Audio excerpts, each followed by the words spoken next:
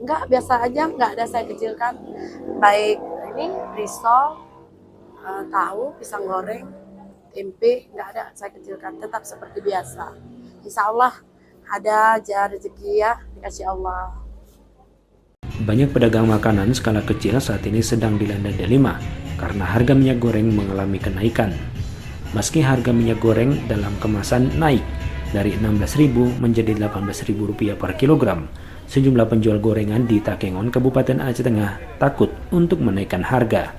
Salah satunya penjual gorengan di Simpang Lampu Merah Paya Ilang Takengon, atau lebih dikenal dengan nama toko Warkop Bu Jainal. Penjual gorengan ini tetap mempertahankan harga gorengan Rp1.000 per buah. Ditemui di sela kesibukannya, Zainal menyatakan komitmennya untuk menjaga pelanggan dan kualitas gorengan. Minyak, ya walaupun naik, saya tetap nggak mau naikkan gorengan saya. Karena apa? Kalau saya naikkan gorengan 5.004, otomatis pelanggan merasa tidak puas. Karena apa? Kalau 1.001, 5.005 wajar. Kalau kita kasih 5.004 sayang lah. Ya, cukup sayang pokoknya. Karena uang 5.000 itu banyak. Kalau kita kasih gorengan 5.004 sayang pembeli.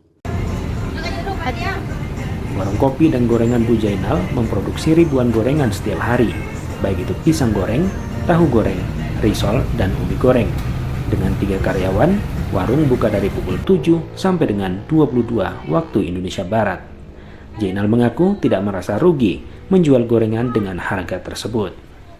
Saya pingin gimana itu ya? Mudah-mudahan lah ke sini pelanggan saya semoga tidak ada merasa kecewa. Pelanggan saya tetap balik lagi ke sini. Kalau masalah rasa insya Allah maknyus, enak. Luar biasa enaknya. Berkat anak-anak gadis saya nih yang 3 nih lah. Jainal menjelaskan sampai saat ini masih menjual gorengan dengan harga lama. Dengan harga tersebut, tidak heran jika Warkop Bu Jainal ini setiap harinya ramai dikunjungi pembeli. Satiran, RRI Takengon melaporkan.